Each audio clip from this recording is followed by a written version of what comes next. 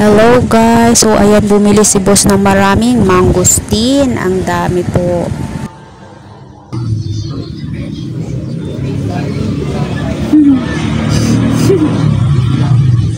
Kain tayo guys. Hi guys. Hindi siya pwede i-blender kasi may buto. Pagawa tayo ng tsaa. Ganyan pala siya. Ako kasi dati binilad ko yung buong ganito.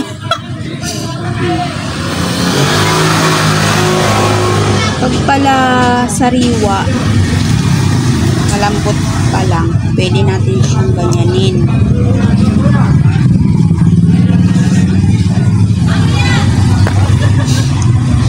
Tapos ipapadry natin yan.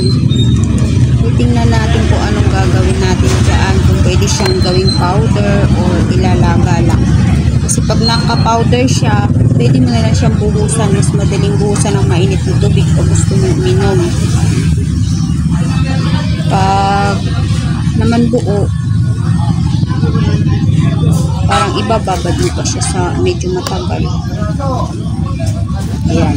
Tinanggal ko yung pinaka-balat.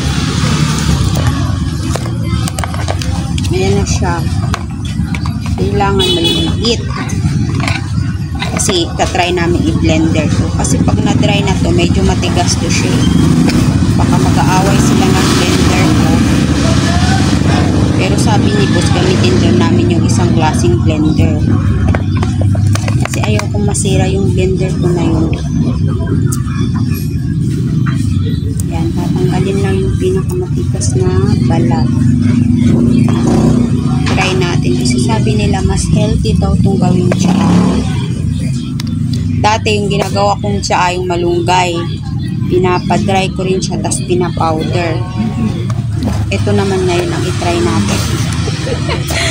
Ay naku, si Aling Kepweng at na lang ng mga herbal kuno. Try natin.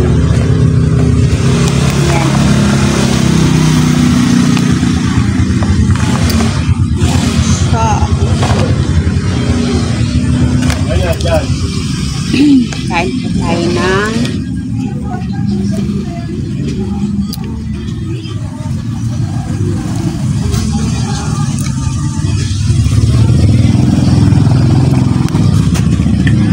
kasi kanina tinaray namin kainin yung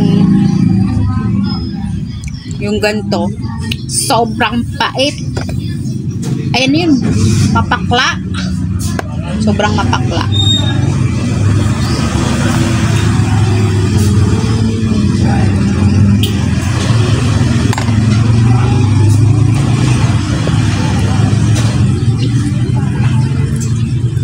Dalawa lang. Di pa ako tapos dito sa iniinom kong medyo nakakaumay rin sa totoo lang araw-araw.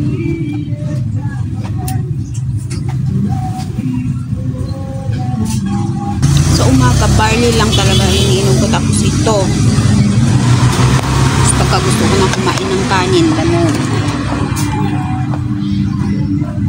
Pero minsan, wala na rin akong ganang kumain ng almusal. Madalas nagiging brunch ang nangyari. Kasi pag ito lang yung prutas na biniblend ko tsaka gulay, sobrang ano na yan, full pack na kasi yan eh. Ilang prutas yan, tapos may mga dahon-dahon pa. Hindi natin pwedeng kainin lahat ito. Pagtira tayo para bukas. Kahit isa or dalawa lang sa isang araw. Eh di mo yan. Buti nga parang panahon ng mangosteen ngayon eh. Kataon din naman na panahon ng mangosteen. Panahon nga ba? Kasi marami akong nakikitang mangosteen sa bayan yung dumaan ako nung nakaraan eh.